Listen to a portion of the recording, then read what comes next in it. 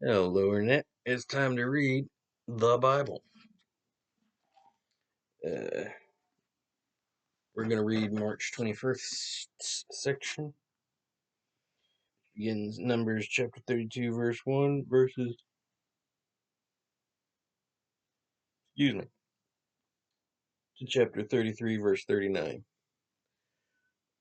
Uh, we're just going to do this one right here, I think.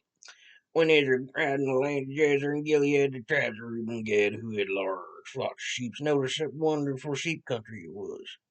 So they came to Moses and Eleazar the priest, and they told tribal leaders and said, "The Lord has used Israel to destroy the population of this whole country.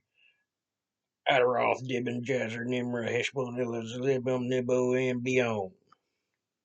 And it is all wonderful sheep country, ideal for flocks. Please let us have this land as our portion instead of the land on the other side of the Jordan River." "You mean you won't sit here while your brothers go across and do all the fighting?" Moses demanded. "Are you trying to discourage the rest of the people from going across the land the Lord is getting them? This is the same kind of thing your fathers did. I sent them from Kadesh Barnea to the spy out the land, but when they finished their survey, they returned to the valley of Eshcol and they discouraged the people from going to the promised land. And the Lord's anger was hot against them. And he swore that all the people who would rescue out of Egypt, no one over age 20 years would ever see the land promised by Abraham, Isaac, and Jacob. They refused to do what he wanted them to. Only exceptions were Caleb, son of Jephunneh,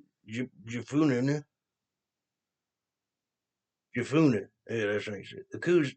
The Kenizzite, and Joshua, son of Nun. For they wholeheartedly followed the Lord and urged the people to go on into the promised land. The Lord made us wander back and forth in the wilderness 40 years until all the evil generation died. But here you are, brute sinners, doing the exact same thing. On their former, or you, so Jehovah's anger against Israel will be even fiercer this time. You turn away from God like this, He will make the people stay longer in the wilderness, and you'll be responsible for destroying His people and bringing disaster to the entire nation. Not all, they explained. We will build sheepfolds for our flocks and cities for our little ones, but we ourselves will go over armed ahead of the rest of the people of Israel, till we have brought them safely to their inheritance. But first we need to build walled cities here for our families to keep them safe from attack by the local inhabitants.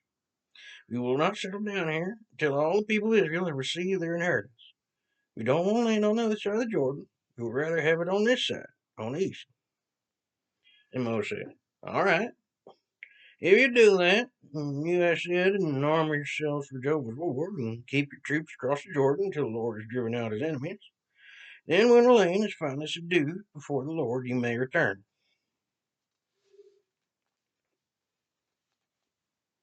Then you will have discharged your duty to the Lord and to the rest of the people of Israel, and the land of the eastern side shall be your possessions from the Lord. But if you don't do as you said, then you will sin against the Lord, and you may be sure your sin will catch up with you. Now go ahead and build cities for your families and sheepfolds for your sheep. Do all that you've said. We will follow your instructions exactly," the people of Gad and Reuben replied. "Our children, wives, flock, and cattle will stay here in the cities of Gilead, but all of us who are conscripted will go to battle for the Lord, just as we said." So Moses gave his approval by saying to Eleazar, Joshua, and the tribal leaders of Israel, "If all the men of the tribes of Gad and Reuben who are conscripted for the Lord's battle go with you over the Jordan, then when the land is conquered, you must give them the land of Gilead. But if they refuse, then they must accept land among the rest of you in the land of Canaan." Tribes of Gad and Reuben said again, "As the Lord has commanded, so we will do. We will follow the Lord fully armed into Canaan, but our own land shall be here on this side of the Jordan." So Moses assigned the territory of King Sihon of the Amorites and King Og of Bashan, all the land and cities, to the tribes of Gad, Reuben, and the half tribe of Manasseh, son of Joseph. The people of Gad built these cities: Dibon, Adaroth, Aroer. That's a fun word to say. Aroer. Aroer. Anyway, it's spelled Aroer. I don't know how she'd say that other than error. Anyway, Ashtroth, Shaphan, Jazer, Jogbaha, Beth Nimrah, Beth Horon. They were all fortified cities with sheepfolds. The children of Reuben built the following cities: Heshbon, Eliela, Kiriathaim, Nebin, Baal-meon, and Sibma. Not Simba, Sibma. The Israelites later changed the names of some of these cities they had conquered and rebuilt. Then the clan of Machir of the tribe of Manasseh went to Gilead and conquered it and drove out the Amorites who were living there. So Moses gave Gilead to the Machirites, and they lived there. And the Menjir, another Canaan of the tribe of Manasseh, occupied many of the towns in Gilead and changed the name from their area to Haroth Jair. Meanwhile, a man named Nobah led an army to Kenneth and the surrounding villages and occupied them. And he called the area Nobah after his own name. I mean, it's a little pretentious, you ask me, but I didn't conquer a city by myself. So, well, I guess he didn't either. He had an army, but whatever. You know what I'm getting at. Moving on. Israel itinerary of the nation of Israel from the time Moses and Aaron led them out of Egypt. Moses written down their movements as the Lord had instructed them. They left the city of Ramses, Egypt, on the first day of April, the day after the night of the Passover. They left proudly, hurried along by the Egyptians who were burying all their elder sons, killed by the Lord the night before. The Lord certainly defeated all the gods of Egypt that night. After leaving Ramses, they stayed in Succoth, Etham, and the edge of the wilderness, and Pihahiroth near Baal-zephon, where they camped at the foot of Mount Migdol.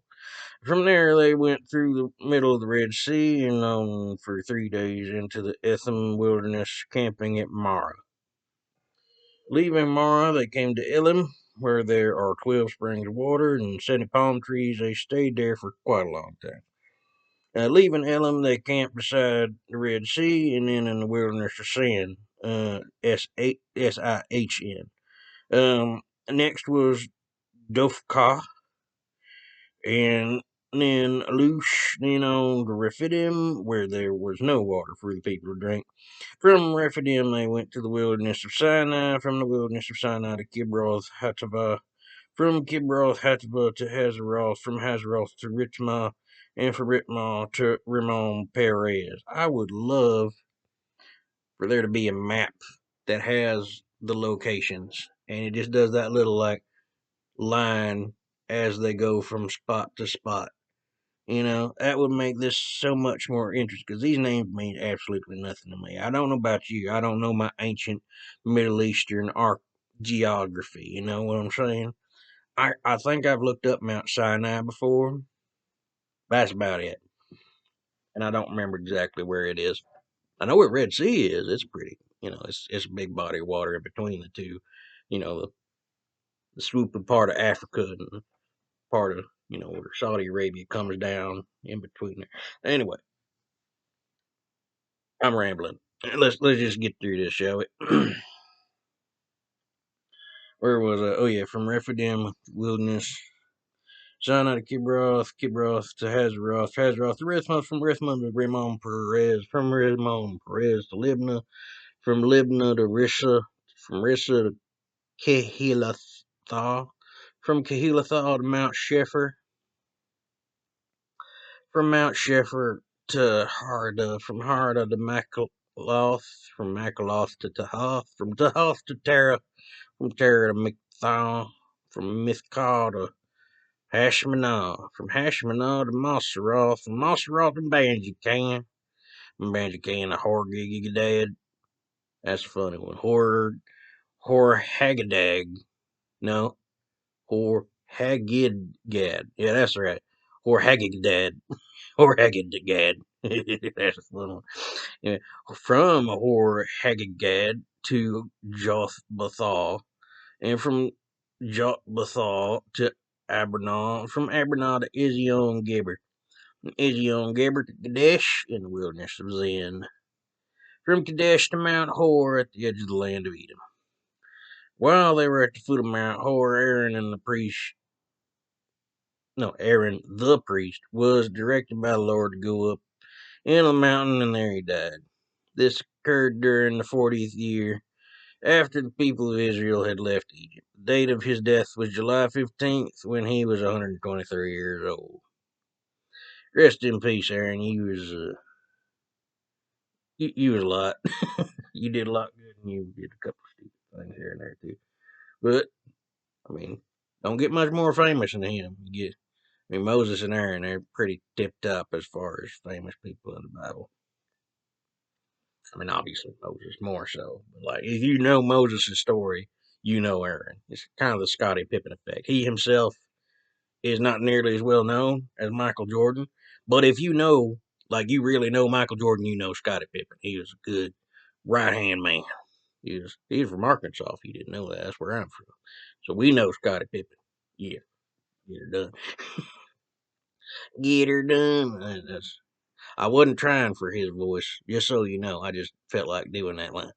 Anyway, this is just a general kind of more hickish Southern. You got your normal Southern drawl, which is actually close to my normal speaking voice, depending on how agitated I am. And then you got this one that's a bit more hick, kind of slurring it, you're kind of talking a lot faster than your normal, kind of mingling your words, and then your normal laid back Southern dialectical. And yes, I said that wrong on purpose. It just fits right. Anyway, I'm getting sidetracked again because it's late and I'm tired, which is weird because it's not as late as it usually is, honestly. It's like 2 or something. What time is it? Yeah, it's not even 2 yet. I usually stay up to about 4 because of the weird hours I work. I'm rambling. I can't stop rambling right now. I don't know why. Hmm. Well, enough meditating. Let's get on to chat with old Luke. Luke, we're going to read chapter 4, verse 31 to chapter 5, verse 11. Let this in here. All right. So, and Jesus returned to Capernaum, a city in Galilee, and preached there in the synagogue every Saturday. Here, too, the people were amazed at the things he said, for he spoke as one who knew the truth, instead of merely quoting the opinions of others with his authority. Once, as he was teaching in the synagogue, a man possessed by a demon began shouting at Jesus, "Go away! We want nothing to do with you, Jesus from Nazareth. You come to destroy us. I know who you is, the soulless Son of God." Jesus cut him short. Be, be silent, he told the demon. Come out. The demon threw the man to the floor as the crowd watched and then left him without hurting him further. Amazed, the people asked, What in this man's words that even demons obey him? The story of what he'd done spread like wildfire throughout the whole region. After leaving the synagogue that day, he went to Simon's home, where he found Simon's mother-in-law very sick with a high fever. "Please, healer," everyone begged. Standing at her bedside, he spoke to the fever, rebuking it, and immediately her temperature turned normal, and she got up and prepared a meal for him. That's how like my mammy. Like, soon as she gets up out that bed, she gonna be cooking something. Making sure all the guests, got exactly what they need and whatnot. Which probably her overworking herself will put her in bed in the first place. But we won't get on about that now. Moving on. As the sun went down that evening, all villagers who had any sick people in their homes, no matter what their diseases were, brought them to Jesus, and the touch of his hands healed everyone. Some were possessed by demons, and the demons came out at his command, shouting, "You're the Son of God." But because they knew he was Christ, he stopped them and told them to be quiet. "Shut up. Get out of here." Now, early next morning, he went out in the desert, and the crowds searched everywhere for him.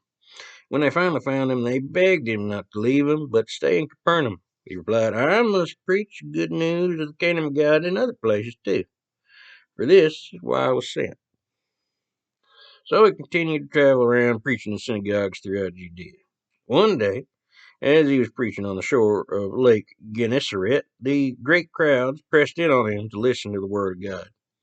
He noticed two empty boats standing at the water's edge while the fishermen washed their nets. Stepping into one of the boats, Jesus asked Simon, its owner, to push out a little into the water so that he could sit in the boat and speak to the crowds from there. When he finished speaking, he said to Simon, "Now go out where it is deeper and let down your nets, and you'll catch a lot of fish." "Sir," Simon replied, "we worked hard all night and didn't catch a dang thing. But if you say so, we'll try again." Don't don't question God. He knows what he's talking about. Uh, at this time, their nets were so full they began to tear. A shout for help brought their partners in the other boat, and soon both boats were filled with fish and on the verge of sinking. That's a lot of fish. When Simon Peter realized what had happened, he fell to his knees before Jesus and said, "Oh, sir, please leave us. I'm too much a sinner for you to have around." For he was awestruck by the size of their catch, as were the others with him, and his partners too, James and John, sons of Zebedee. Jesus replied, "Don't be afraid. From now on, you'll be fishing for the souls of men." As soon as they landed, they left everything and went with it. All right. Finally, we got Psalms. We'll be reading chapter 64. Well, I guess not finally. We got Proverbs after this. Next, the penultimate reading for tonight. Bet you didn't know I knew big words like that. All right, anyway, Psalms chapter 64, verse 1 through 10. All right, now let's listen there. Listen up good. I actually don't know what this verse is. Let's find out together. "Lord, listen to my complaint." Oh, here we go. Let's see. "Oh, preserve my life from the conspiracy of these wicked men. These gangs of criminals cut me down with sharpened tongues. They aim their bitter words like arrows straight at my heart. They shoot from ambush at the innocent. Suddenly the deed is done. Yet they are not afraid. They encourage each other to do evil. They meet in secret, set their traps. He will never notice them here, they say. They keep sharp lookout for opportunities for crime. They spend long hours with all their endless evil thoughts and plans. My God himself will shoot them down. Suddenly his arrow will pierce them. They'll stagger backward, destroyed by them he spoke against. All who see it happen will scoff at him, and everyone will stand in awe and confess the greatness of the miracles of God. At last they will realize what amazing things he's done, and the godly shall rejoice in the Lord and trust and praise in him." All right, or trust and praise him, not in him. I guess it don't really matter. There wasn't a preposition there, so I just thought I'd correct myself. Anyway, now the final reading.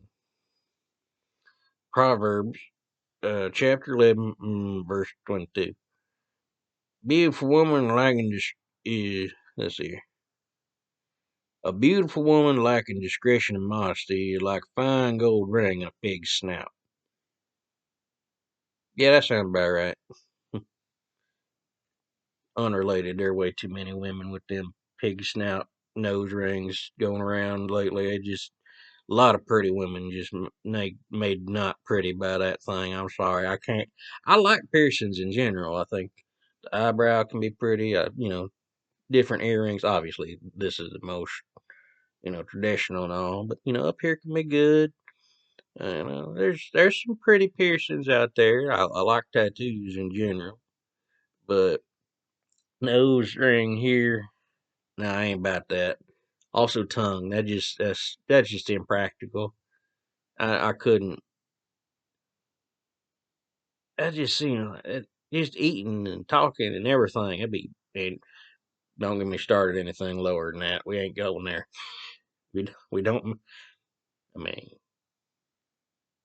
yeah, we won't discuss further. I'll leave you to your opinions on anything lower than the tongue. Anyway, thank you for listening. I hope you enjoyed this here reading. And as always, God bless. I pressed the dang button. Turn off